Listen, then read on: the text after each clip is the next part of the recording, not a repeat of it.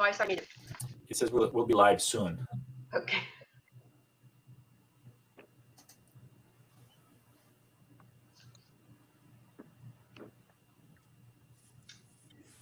Well, good afternoon.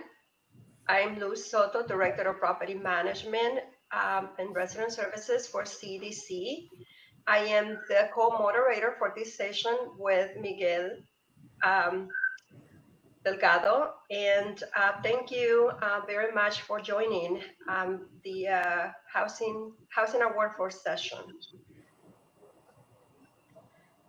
As you know, high housing costs are one of the top challenges companies face when trying to attract and retain qualified employees. Tell me about it. It is a hindrance in bringing new businesses to set up shop in Ventura County. This discussion addresses ways to help local employers attract and retain employees by offering the workforce a range of appropriate housing options.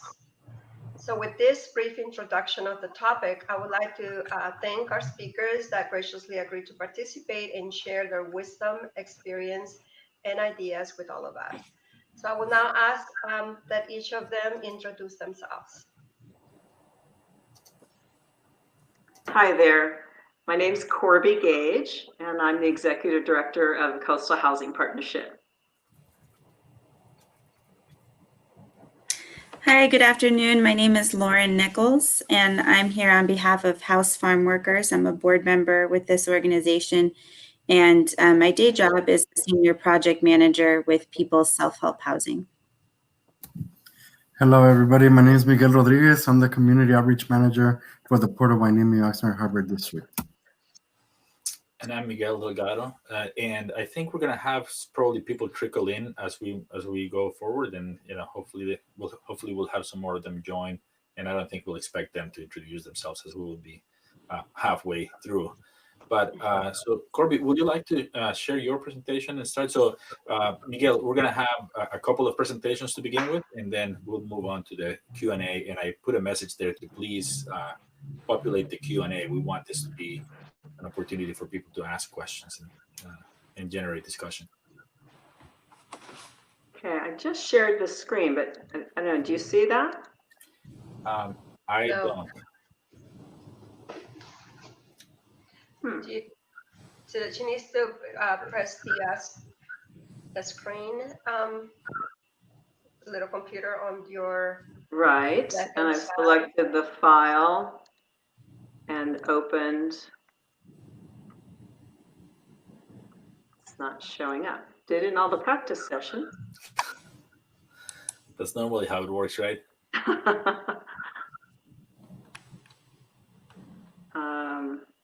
I don't know if this format with, kind of the thumbnails maybe doesn't accommodate a screen share. It's too small. Is that possible?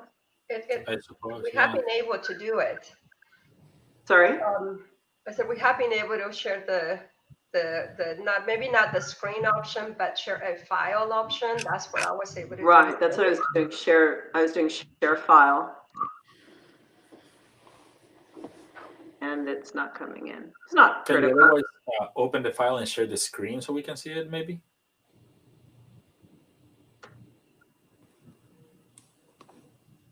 Yeah, it's not on the screen. It's just on a file.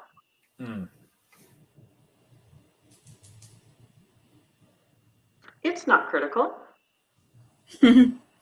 So I'll just start, if that's all right.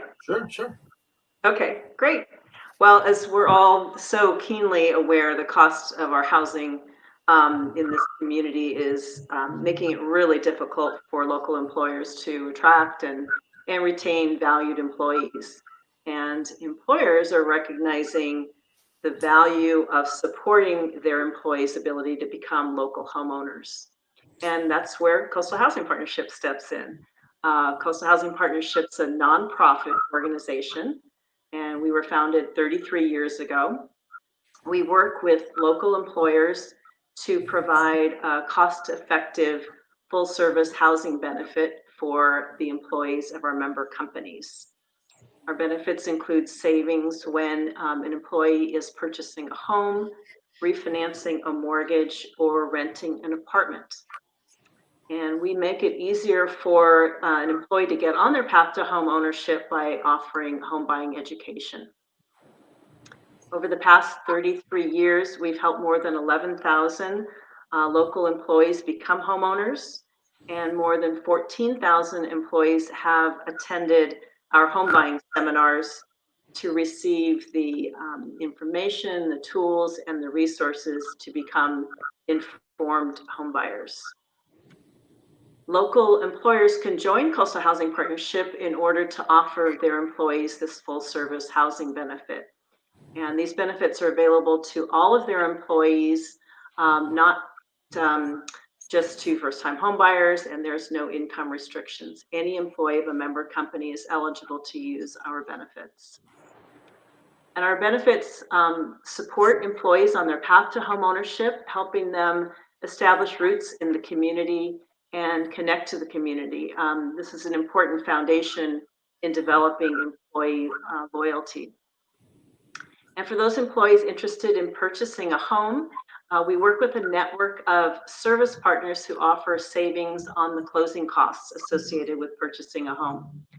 This network consists of local real estate agents, lenders, home inspection firms, residential developers, and moving companies. Home buyers use the services of these network partners. They generally can save significantly on their closing costs, usually reducing their closing costs by about 50% or more. And the home buyer is free to choose among the network partners that they use. They're not assigned someone. They can use anyone in our network, and we work with over 300 network partners in this area. Our purchase program is not just for first-time home buyers, but for any employee of a member company. And since lack of information can be one of the biggest obstacles to home ownership, we provide home buying education. This education is currently provided via webinars and using our online home buying education tools. Our objective with this education is to help employees understand the home buying process, learn what's involved in the lending process, and learn how to select members of their home buying team. This is a cornerstone of our program, as we find that many who take advantage of our home buying education are empowered to take that next step toward home ownership. And for employees who are interested in refinancing their mortgage, we work with a network of local lenders who offer savings on the closing costs associated with refinancing. And for those who are looking for a new apartment or home to rent, we work with a number of local landlords who are willing to reduce the rent for our employees. So on new leases, employees can save $600 a year on a studio or one bedroom. And for a 2-bedroom or more, they can save $900 a year. And hopefully they can use those savings to save up for a down payment. Employees can also save on their moving costs. There's my screen. Employees can also save on their moving costs through a local moving company, and that usually takes 10% off the cost of the move. Any employer in Ventura County or Santa Barbara County is eligible to join Coastal Housing Partnership. Our annual dues are tiered so that a membership is affordable to companies of any size. And generally, if even 1 or 2 employees use the benefit, they can save more than the cost of membership, making this a really solid return on investment for local employers. Our member companies represent a diverse range of industries: education, finance, legal, healthcare, technology, nonprofit organizations, local government, underscoring really the strength of Coastal Housing Partnership's benefits regardless of industry or sector. And these employers value our housing benefits as a vital component of their recruitment and retention strategies. And in conclusion, and you can see from this the infographic on the screen, in just 2019 alone, we helped 530 employees become homeowners, and they collectively saved over $2 million.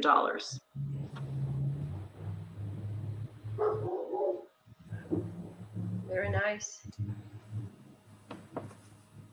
That's incredible. Thank you very much. Thank you, Corby. Lauren? Yeah, thanks for leading us off, Corby. I wasn't aware of the details of what you guys offer, so I'm definitely going to keep an eye out moving forward. I think it's a great program. Absolutely.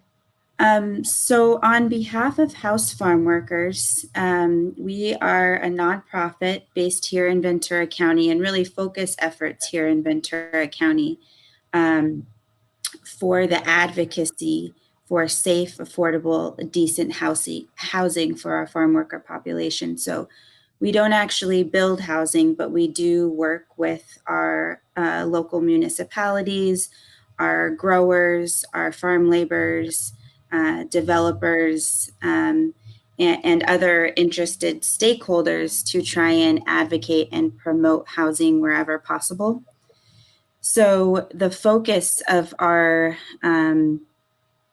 organization over the past 10 years or so has been to convene local groups. So we have local 6 local groups. So there's Moore Park, Camarillo, Oxnard, for example, that come together to involve community residents and stakeholders at a local level. And that's where kind of the meat of our program takes place, in that there's, more regular and monthly discussions around what are the local housing ordinances, regulations, what are the needs of the group, what are, new developments coming in that we could maybe target farm worker housing, and where are opportunities where we can advocate and build more. So that's kind of the nuts and bolts of our program, and that's how we're able to discuss and advocate for housing across Ventura County, where throughout multiple jurisdictions, there's differing level of housing needs and housing regulations to make it complicated. So that's farm worker housing. Another key area that House Farm Workers is focusing on right now is our housing element updates. So right now, all of the cities and also the county are moving forward with updating their housing element for the next upcoming cycle, which are due in, I believe, October of next year is when the 6th housing element cycle becomes effective. So essentially, the jurisdictions need to have their housing elements updated and adopted by late fall of next year. So what we've noticed at House Farm Workers is that the section on the population of each of those jurisdictions, particularly for farm laborers, is very minimal. Usually there's a paragraph to maybe 2 paragraph tops that describe the agricultural workforce. And it's vague.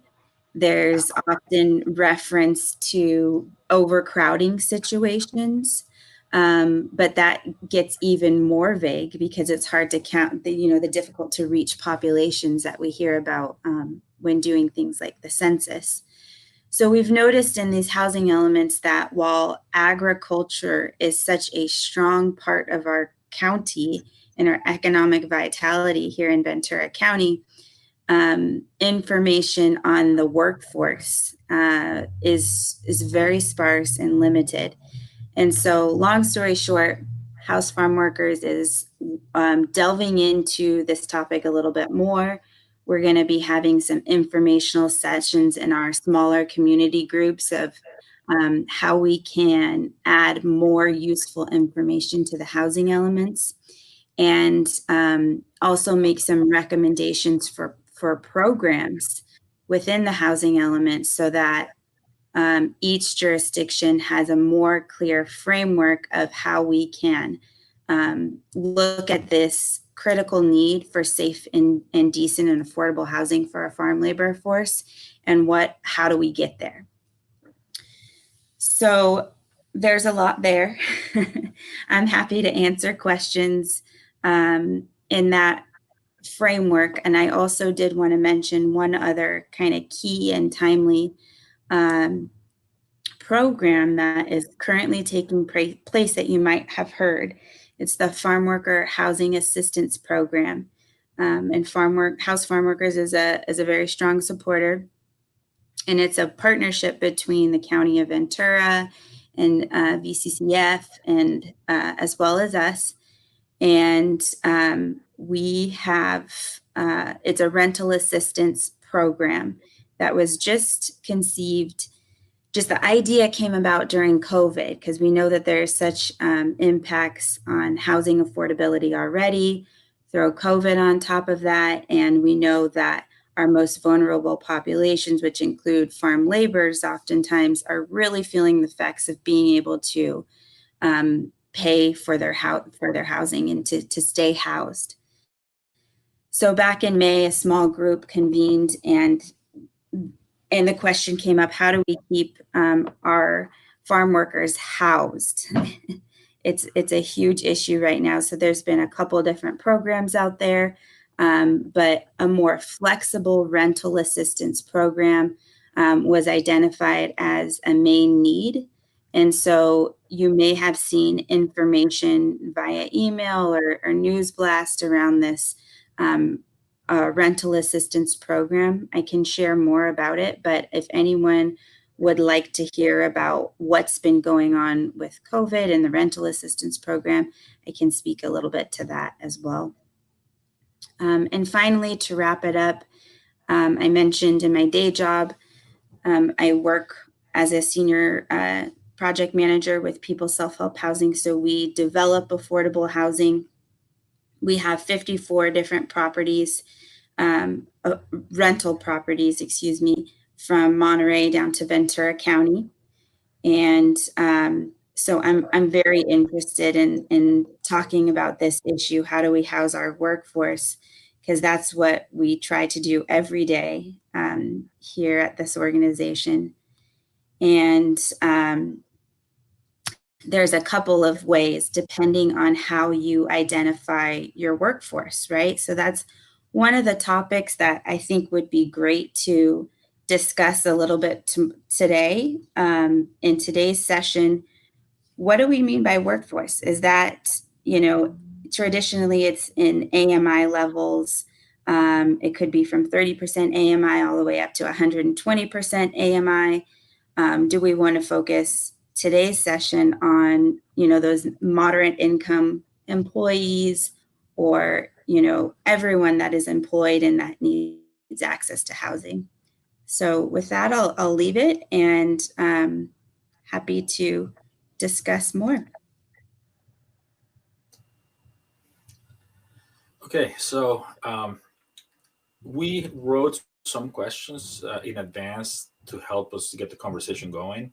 At the same time, there's 5 of us here. I think we can easily manage this by sort of raising our hand when we want to ask or say something. I don't know that we need as formal a channel. We were envisioning more people here at the time, and so we figured we needed something that would be more conducive. I know I have questions already that are outside of the questions that we wrote, and so I would prefer a more kind of free-flowing conversation if that works for everyone else. And so, Corby, I have some questions about what you guys do. Sure. I think you touched on it, and I just want to make sure that I understood. What does it take to be a member of the Coastal Housing Partnership? Well, any employer in Ventura County or Santa Barbara County can join. So as long as, and it just covers their workforce in those 2 counties. So a larger company who maybe is nationwide could join, but just covering the employees locally, or a small company can join. So really any size employer can join. We have tiered our membership dues so that it's very affordable for any size company. And we try to keep the dues so that, like I say, if just one employee uses it, it pays for it. And so it's something that the employer can continue to offer on an ongoing basis, even in a year maybe when someone may not be buying a home. This isn't something that a benefit that you use every year, like your medical benefit or your dental benefit. It's something that you don't change your housing that frequently. So we like to encourage employers to stay members and have this be an ongoing goal that some of their employees might be looking at as down the road, that they learn about the home buying process and maybe see, buying a home maybe 2 or 3 years out in their future and still being able to take advantage of this. So we try to structure the organization to accommodate that. And there is no charge to an employer on a per employee use basis. It's just a one-time annual fee. So it's really easy to budget for.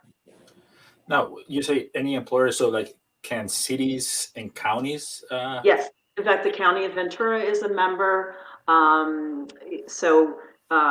Local municipalities often are participants and nonprofits. So it's really, if you employ people, you can join.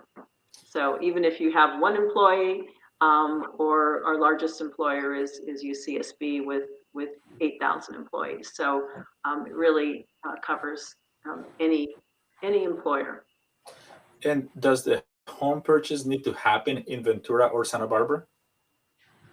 In Ventura County, Santa Barbara County, or San Luis Obispo County. So those are the areas that we cover in terms of buying a home. We're trying to keep that local workforce local and hopefully try to keep those commute times down as well.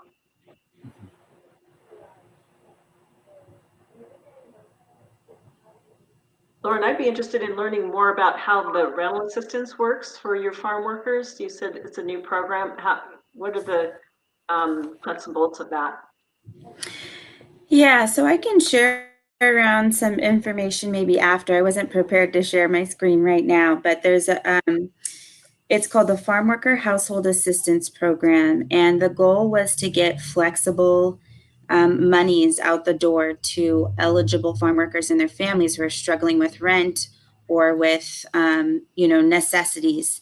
And so the goal was to initially raise $250,000 in order to support this fund, and that eligible applicants would apply and would receive about $1,200 and just, no strings attached funds to help pay for rent or other necessities.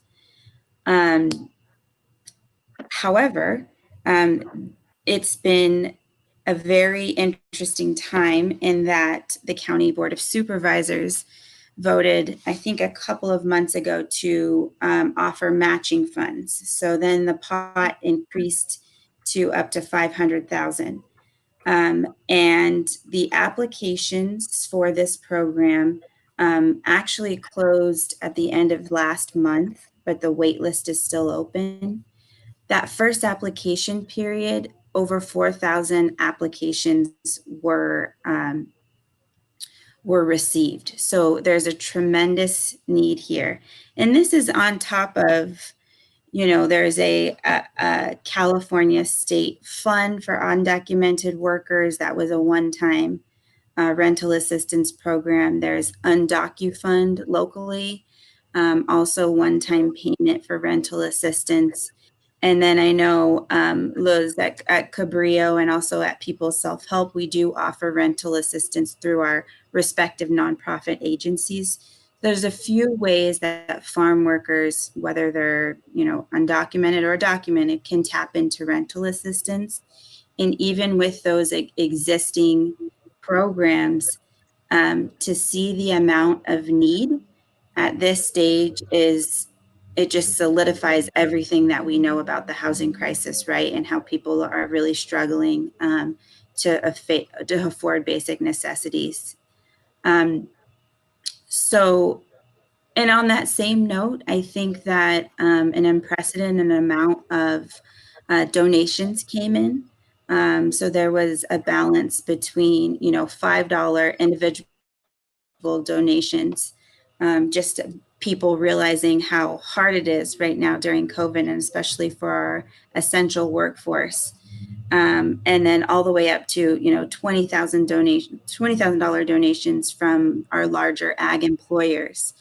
So across the board, I think folks really realize how a pandemic of this scale can just increase the magnitude of hardship that these folks are going through when it comes to safe and decent housing. And are you seeing landlords being flexible on the rent from their tenants?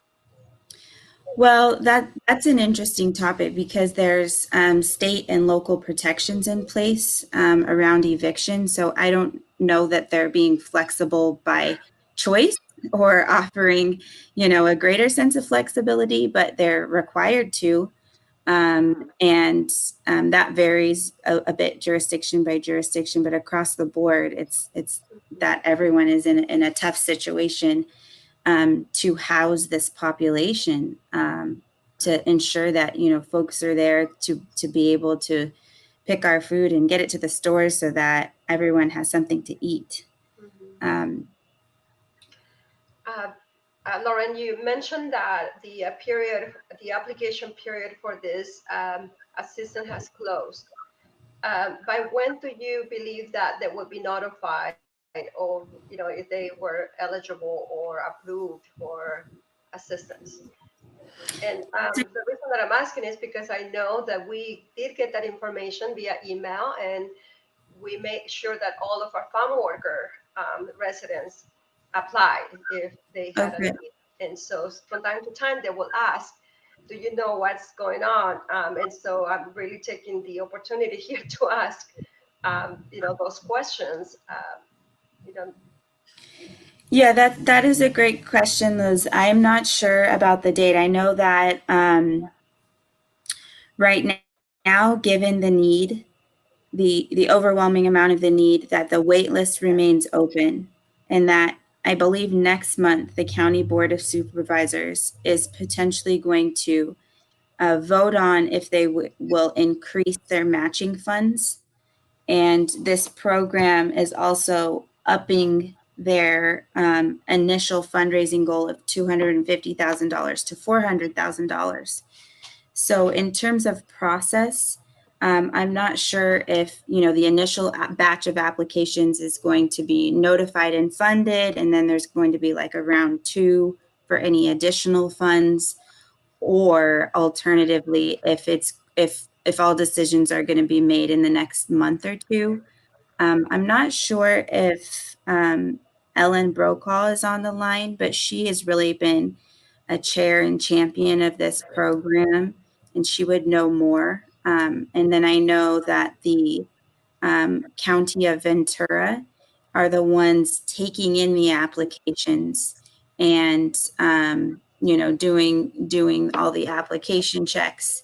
And so I can follow up and figure out who the best contact person is from the county to answer that question directly as well. Okay, thank you. I appreciate it. And I got a message from Miguel that he wanted to speak a little bit to information he has about the port and the workforce housing needs there. So, yeah. All right. Well, just welcome and thank you for having me. I guess it's kind of a critical time here in Ventura County, especially during the pandemic. And as a port of Hueneme, we recognize that in order for us to be a viable employer, right? Because right now, currently, we're the 4th largest employer in the county. We have to continue to grow, right? And I see a lot of opportunities, but also a lot of situations, right, which affect not only the port, but also potential employees, given not just our location, right, our geographic location, but our plans for expansion, right? And so pretty much we employ on port about 2,500 people directly. Those are everything from truck drivers to longshoremen to clerks, and indirectly we employ 15,830 people more or less, and that's people that in the coffee shops and the gas stations, people that get business indirectly through port activity, right? Because of that, we have some of the best paying jobs in the county because longshoreman jobs are really well paid. And we're looking at potentially creating more jobs. And I see this Amazon coming in as a sort of a case study, right? And realizing whether it's an opportunity for us, right, as well to be able to grow our workforce. Some of the issues that we're having is South Oxnard is already heavily overcrowded. We've had some instances where there's 2 to 3 families living per household, and there's a lot of parking issues, right? And so most of our workforce has to be available when the ships come in, right? To unload, to handle the work. Most of our imports are bananas and vehicles. So, it takes a lot of manpower to be able to get these off the ships and into the trucks and into the distribution centers. And another issue that we're having is that a lot of longshoremen are living in their cars, right? And because the work, it depends a lot on the weather as well. Employees that are coming from different parts of the county end up either living in their car or staying in week-long motel rentals, and that creates an issue for us in terms of a stable workforce. And access to housing is definitely something that, as we create opportunities for expanding our imports and our work, we have to be bold, right, in collaboration with both the city of Oxnard, the city of Hueneme, and perhaps even other nonprofits that are in the business of creating affordable workforce housing. I think that one of the key solutions, right, might be in the same way that some developments have to identify their water source, right?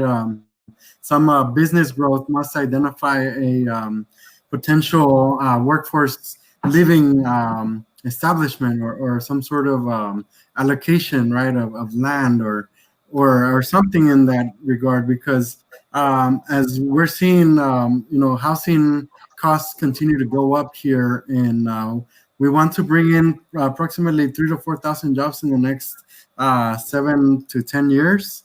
And if we don't have the housing available, then it's going to be an even bigger challenge, no? And so with that, I know that you're the experts, and I leave it in your hands to solve the issue for me so I can present it to my board. Thank you. So that's a good segue for a question that we did kind of write in advance, which is what type of housing and how dense should housing be around work centers and commercial areas to sustain the workforce and at what affordability levels? And do you think we should support employer-sponsored housing? It seems Miguel was suggesting that employers should, as they're planning on growing, they should be having a plan for where are we going to put these people, where are they going to live, and how are they going to do that? So I think from some of the presentations we heard this morning, I think we see how valuable density is. And I think a lot of times people are nervous or concerned or afraid of density. And the reality is we have the density now. It's just not in appropriate housing. So if you've got density, if you've got people living in the garages, you've got people sharing, doing trade-offs in bedrooms in terms of shifts. We're seeing just, kind of almost horrendous living situations that people are having.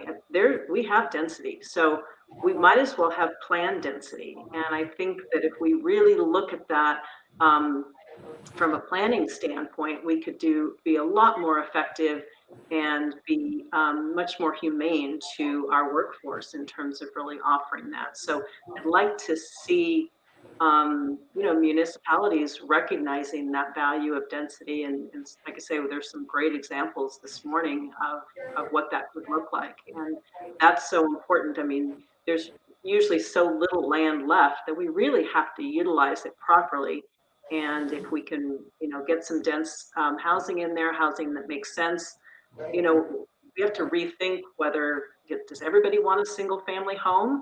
Or are, folks really wanting a tiny house, or, something smaller, or something that's part of a community so they don't need to have a yard themselves.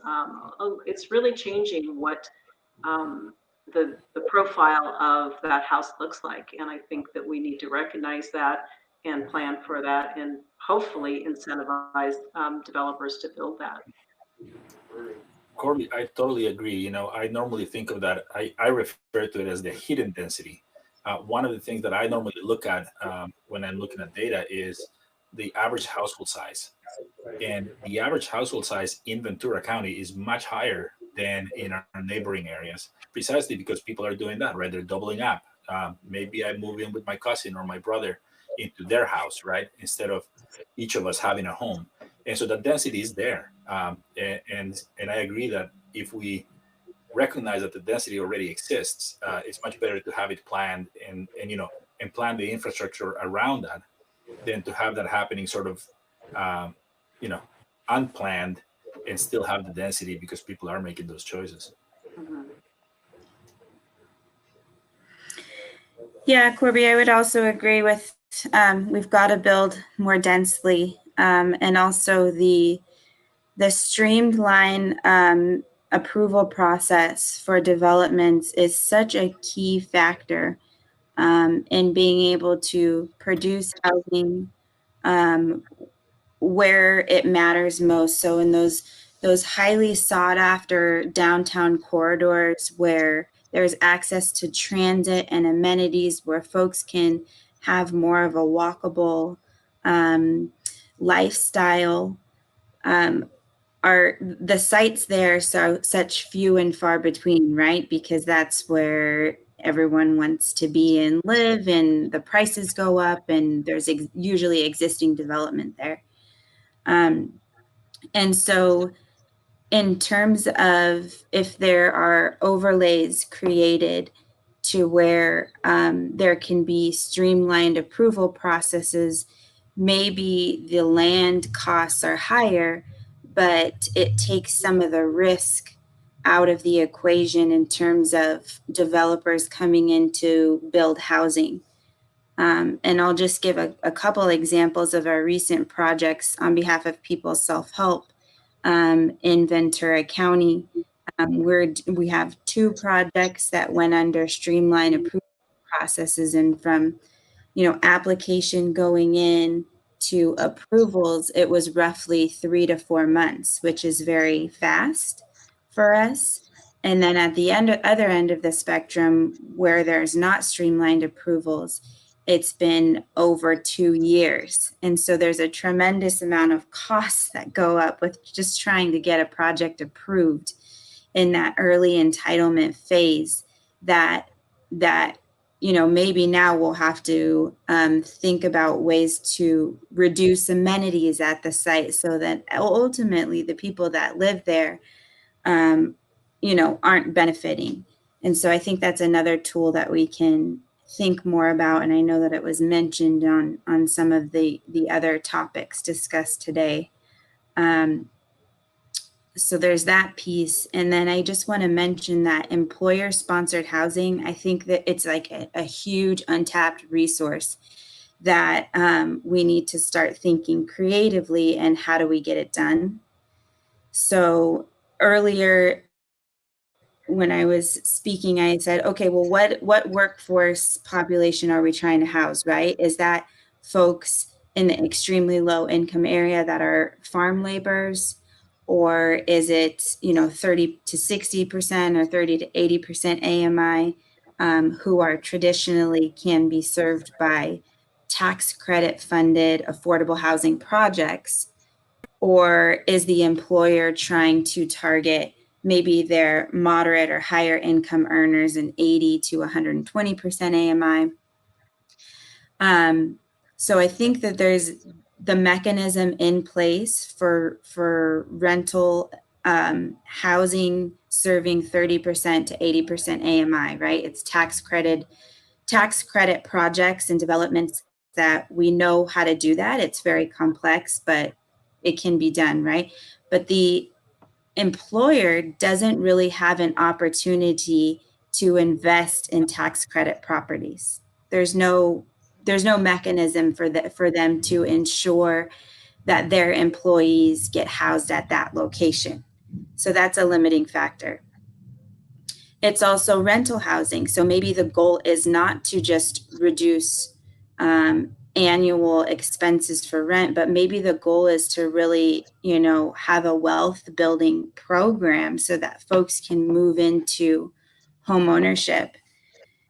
So I want to mention one example from People Self-Help that it was this intense study program that we took on last year to try and crack the code for how do we do employer-sponsored housing that is wealth building for the employee.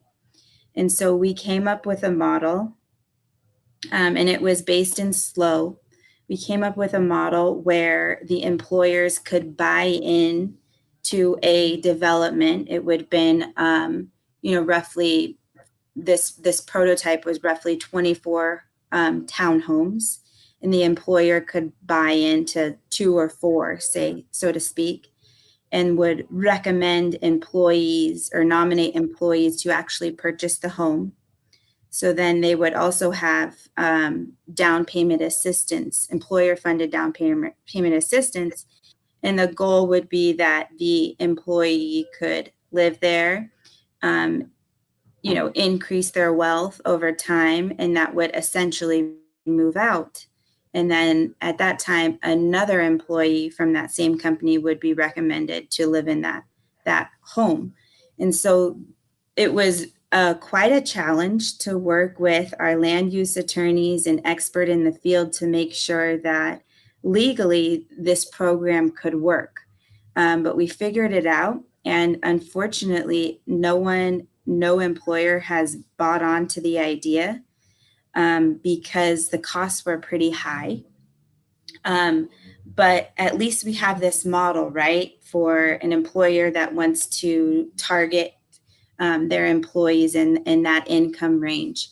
And so somewhere like in Ventura County, if we have land and interested employers, we could think about it in the same way here. So I just wanted to bring up that example because there's not many examples out there of how to do that employer sponsored housing. Lauren, you touched on the approval process, and I think the certainty around the approval process is a huge component of costs, obviously, of the development. And if developers could be assured of, a certain timeline or a certain time frame to get the project approved, if they're building with the certain parameters, then there's much less risk for them going into a project. And this uncertainty around, is it going to take 2 years to be approved or 10 years to be approved?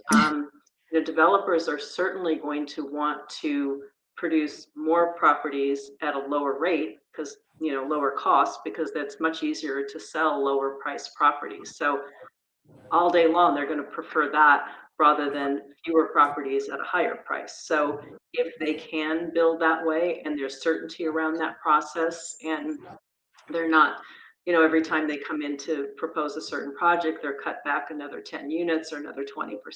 Exactly. Yeah. That just drives those costs up. And then, they're wanting to provide lower cost homes, but are not in a position to because of that uncertainty. So I think that would go a long way if just the rules of the game were much more clear and they knew what their what their end game was.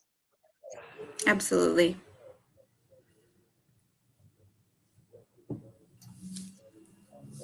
So I'm curious, along those lines of sort of providing housing for your employees, to what extent large employers actually, may have some autonomy to do that, right? So I worked many years doing housing studies for the military, and they kind of have a model, right, in which within the military base they build housing, and it's rental housing for sure, but they up to a few years ago they managed it themselves. Now they tend to be public-private partnerships with long-term leases, but essentially they were providing large amounts of housing for their workforce, which is the military, right?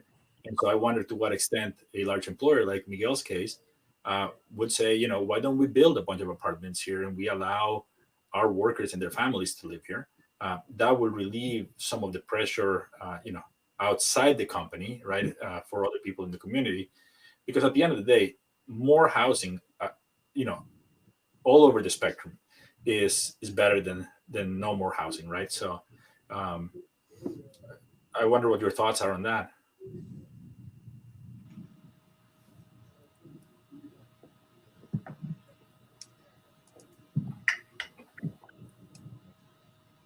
Like, I mean, do you see that as a potential solution?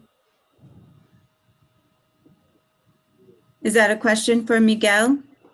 Well, for all of you, but sure, Miguel, he works for a very large employer. So, would you think that that's something that the port might consider, for example? I think it depends on whether or not we can sustain it through our business model, right? And as you know, a lot of it is dependent on the economy, as well as people's purchasing habits. So if people stop purchasing vehicles from when, say, like during COVID, right? People stopped purchasing vehicles. We took a $2 million hit. It could very well take and have different impacts down the line. So it's definitely a commitment that needs to be studied very well, right? Because it's a large risk that we would incur. But I would say, like, in terms of just thinking of like what we want to do, right? Like, we want to expand potentially 250 acres. If there was a way that we could at some point allocate 10 of those acres for like just workforce housing, build them up to maximum density, which would be, I don't know, maybe like 16 units per acre. We'd be creating at least 160 units, right? So I mean, there's other ways that we might be able to do something, not necessarily in terms of like this particular type of commitment, right?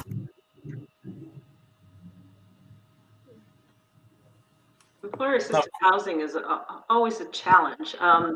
It's a wonderful goal, and for organizations that have to stay in the community, a particular hospital that serves that community, or an educational institution, a municipality, there's obviously a lot more incentive for them to do something because they really have to stay here. Other employers may just say, I'm out, we're going to another state. We don't need to continue to try to compete in this challenging, economic environment. The challenge, I think, around employer-assisted housing is who gets that housing, and is there? Usually the lottery is put into place, but then you've got kind of a if you've got someone who has employer-assisted housing, they're obviously in more of a subsidized situation. Well, what does that mean for their compensation level versus someone else who didn't get into that? And is there, a perceived favoritism? So there's a lot of challenges around that. And I'm not saying it shouldn't be looked at, but I can see why employers hesitate to do that because, really how do they approach that, and where's the equity and where's the fairness, and how, they're not in the business of housing. So when they put their dollars into housing, does that mean R&D doesn't happen? Does that mean that growth doesn't happen? So, it'd be a great source, but it's often a very complicated source of housing. So Miguel and Luz, I just got a text that some folks were trying to speak or to ask questions. Do they, if there are listeners on, do they have to type a message in? Well, so we have both a chat and a Q&A, but I don't see anything coming through either of those. Okay. All right, well, maybe I can just bring up the topic. So there is an avenue also through the local housing trust fund where corporate sponsors can dedicate funds to build affordable housing. And so I did want to emphasize that mechanism as well. It doesn't ensure that the employer would have like a set aside in a certain development to where their employees could be housed there, but it certainly does help speed up the production of affordable housing in that we have local funds that are available and flexible enough to come in either at gap financing or early on in terms of pre-development, so that if a project is going through a long entitlement process or needs some gap funding between construction and perm loan conversion, that we have a local fund to make that happen quickly. And so that is a very integral tool for us to use. And so I think, I don't know, Linda Braunschweiger, if you're able to type in if you have any specific questions or things to add, then we can certainly discuss them in more detail as well.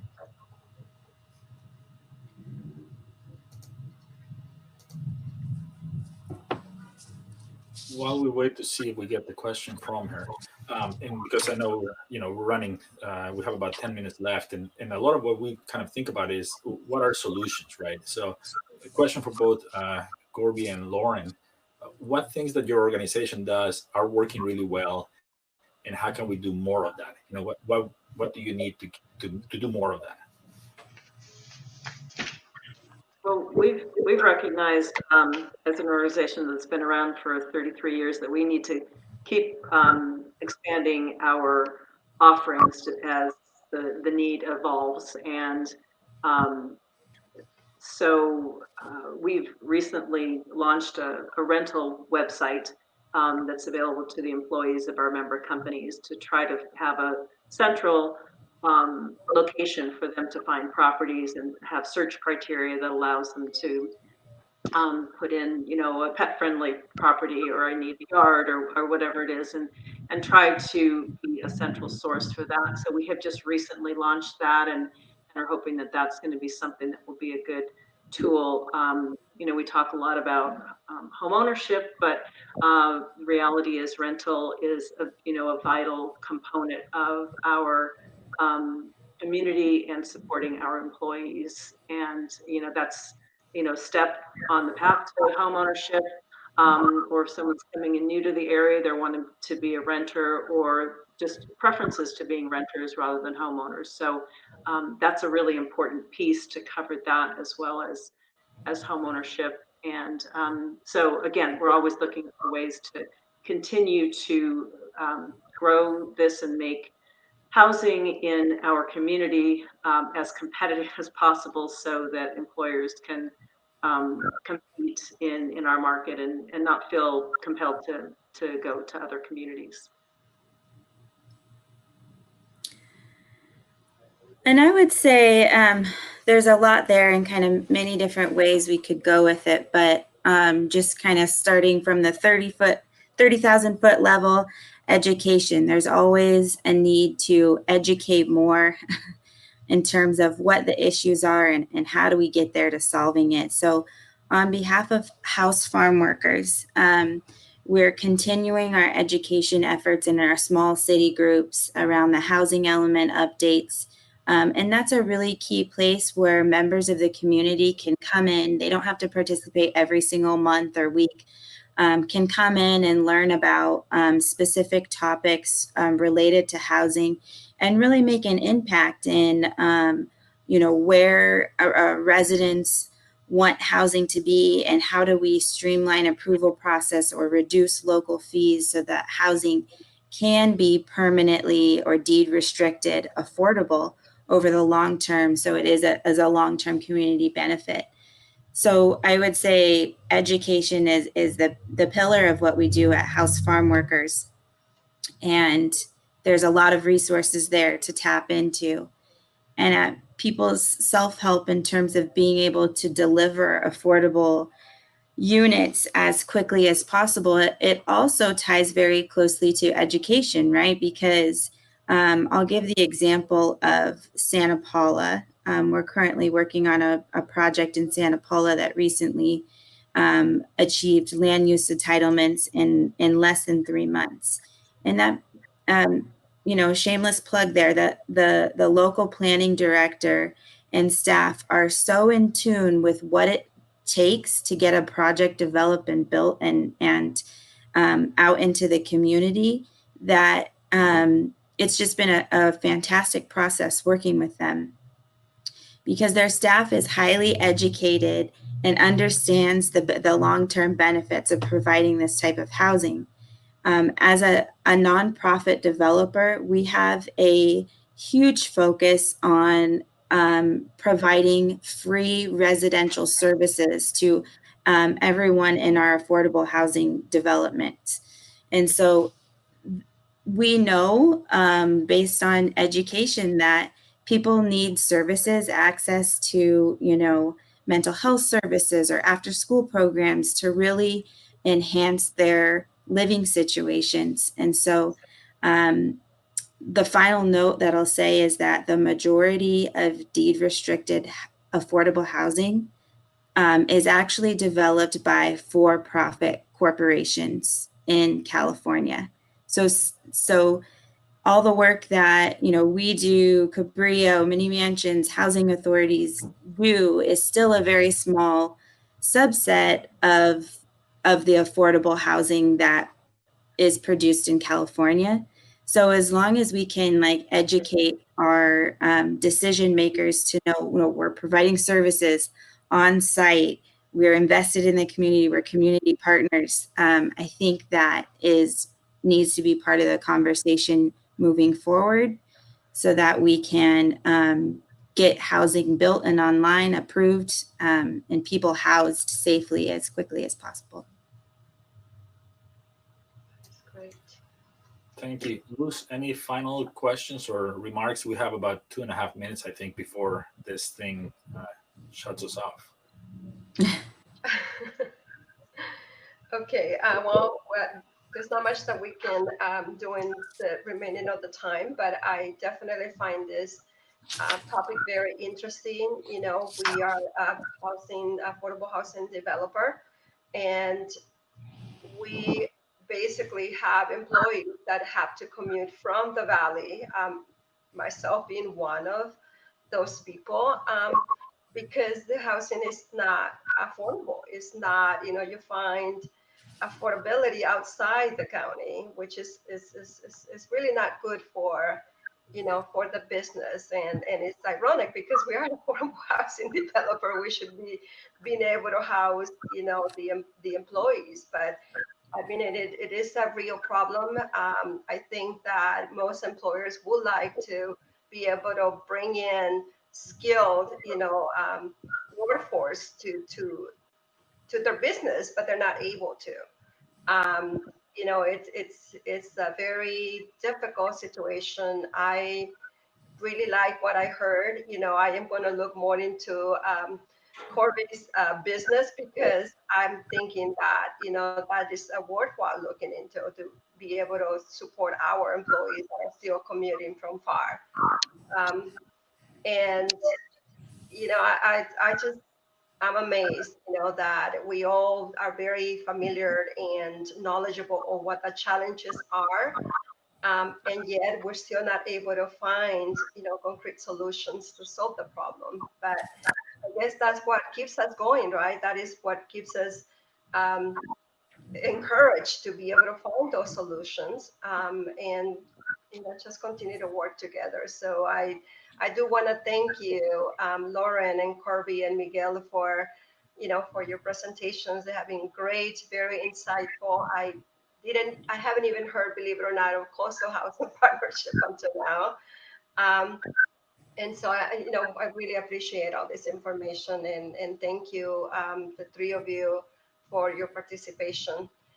Fortunately, we didn't have others, but I'm pretty sure that everybody is really educating themselves with the many different great workshops that the conference has offered. So thank you so much. Well, thank you for inviting us. Questions, Thank comments? you. I'll echo that. I'll thank you all for participating. I wish that in an hour we could solve all the housing problems in the county, but of course, Okay. it's never going to be enough. But thanks again. I mean, again, I wish we could do a lot more, right? In the small allotted amount of time that we have, but hopefully, little by little, we move the needle in the right direction, right? So, thanks again for joining us. Thank you. Thank you. Miguel, am I able to add a link to a document here after this ends, or is it kind of in case someone wants to view it later, or is it shut off at that time? Well, we haven't been shut off, so if you wanted to try, you could. Okay. I'm not sure I know exactly how to do it. Okay. Okay. You want me to take this down? Is that? You could put No, something no. like that too. Put it on the message, the chat. And Okay. From there. Yeah, I have to grab it from another computer and then I'll put it on. So hopefully I can do that after. And you can always reach out to us, and we can try to distribute that information too. Okay. Thank you, everyone. Well, thank you to our moderators. Bye-bye. Thank you. Bye-bye.